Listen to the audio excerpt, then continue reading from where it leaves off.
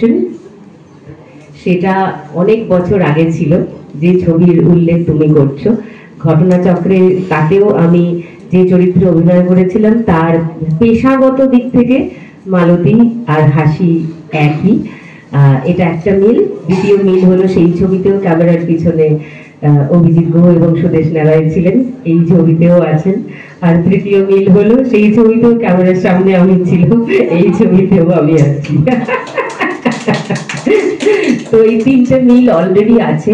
এছাড়া এই পেশার চরিত্র মানে আমাদের সবাইকেই, সব অভিনেতারাই এটা ফেস করে থাকেন সারা ক্যারিয়ার জুড়ে। একবার এক ধরনের চরিত্রে যাকে দেখে ফেলি আমরা, আর যদি সেই ইমেজটা খুব স্ট্রং হয়ে যায় তখন বারবার সেই অভিনেতাকে আমরা সেই ইমেজেই ধরে রাখতে পছন্দ করি এবং তার কাছে বারবার এই ধরনের চরিত্রেরই অফার আসে। আমার ক্ষেত্রেও তার খুব একটা এক্সেপশন হয়নি। পোস্ট বাড়িওয়ালি আমার মনে হয় আমি প্রায় 12 বার এরকম চরিত্র না করেছি, যে চরিত্রের পেশা ছিল ওই আর কি হাউস হেল্প।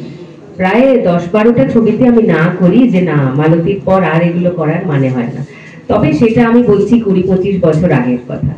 হ্যাঁ, এখন এটা 2025 সাল এবং আমরা 2024-এ শুট করেছি এই ছবিটা। রানাদা, ঝুমুদি, সুদেশনাদি যখন এই ছবিটার কথা বলেন, চরিত্রটা শুনে খুবই পছন্দ হয়, খুঁজে বেড়াই সারাক্ষণ।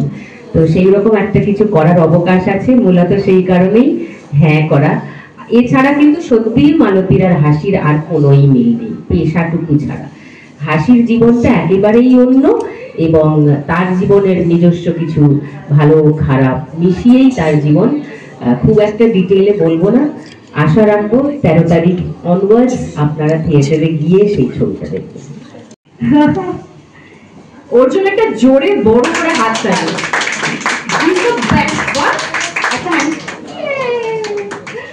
ওর মতো ন্যাচারালি, ওর থেকে ন্যাচারাল অ্যাক্টিং আমরা কি করতে পারবো সেটা বললে তো আর সিনেমা মানে হলে গিয়ে মানুষ দেখবেন না। তবে যেটা কথা সেটা হচ্ছে যে বিষয় নিয়ে সিনেমাটি, এই বিষয় নিয়ে অনেক মানে সিনেমা যখন থেকে অ্যানাউন্স হয়েছে বা যবে থেকে এই বিষয় নিয়ে লেখালেখি হচ্ছে বা মানুষের সামনে আসছে, প্রত্যেকেই ভাবছেন হয়তো ও আচ্ছা এটা তো ওই সিনেমা আমরা দেখে এসেছি, একটি নারী প্রধান একটি ছবি, নারীদের কথা বলা হবে, ওই এটা মানে নারী স্বাধীনতা। কিন্তু সত্যি কথা বলতে গেলে এই ছবিটা সেটা নয়। মানে এই ছবিটার যে বিষয় সেটা বড় ছবি। ওর সঙ্গে কাজ করার যে সবচেয়ে বড় দিকটা হচ্ছে সেটা বিষয়গত। আমরা যখন কোনো বিষয় নিয়ে কোনো প্রযোজকের কাছে যাই তখন সাধারণত তারা চায় এমন বিষয় যেগুলো খুব চলবে, মানুষের ভালো লাগবে, অথচ চলবে, মানে একটা অর্থপূর্ণ জিনিস থাকবে এবং চলবে। এইটা নিয়ে কেউ খুব একটা ভাবে না, ভাবার কথাও নয়, বাণিজ্য সেটা আমাদের ভাবায় না। কিন্তু ওর সঙ্গে যে কটা ছবি আমরা করেছি, আমরা বিষয়নিষ্ঠ থাকতে পেরেছি, এমন বিষয় নিয়ে ছবি করতে পেরেছি যেটা অন্য সবাই সুযোগ দেন না সেই ধরনের ছবি করার। তারই আরেকটা উদাহরণ হতে চলেছে আমাদের এই ছবি আপিস, দি অফিস। বাণীদির গল্প, আমরা বাণীদির মুখ দিয়ে শুনলাম লেখকের মনের মধ্যে কি থাকে বা কোন জায়গা থেকে তারা লেখেন।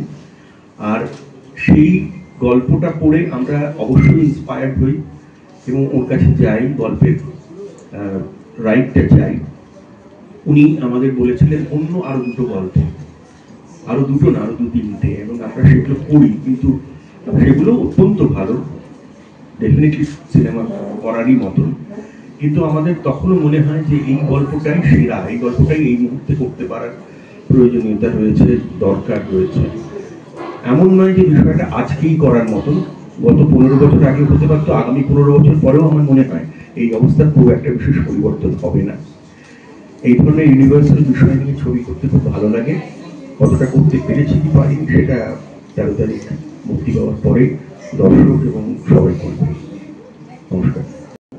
সেটা বলা একটু মুশকিল, তবে যেটা আমি বলছিলাম যে এই যে জীবন যেটা চলেছে সেটাতে সবসময় নানান রকমের স্রোত এসে মিশছে, মিশে একটা খুব জটিল ঘটে অর্থ তৈরি হয়েছে। এটার মধ্যে কাউকে একা দায়ী করা যায় না, কোনো নেতৃত্ব দেওয়া এখানে সম্ভব নয়। যা ঘটছে চারপাশে সেগুলো আমরা যে যতটা পারি তুলে ধরি। তো সেই তুলে ধরার মধ্যে এই গল্পটা এসে গেছে, একটা দিক এসে গেছে। এটা যে একটা শুধু ফেমিনিস্ট গল্পটা কিন্তু নয়।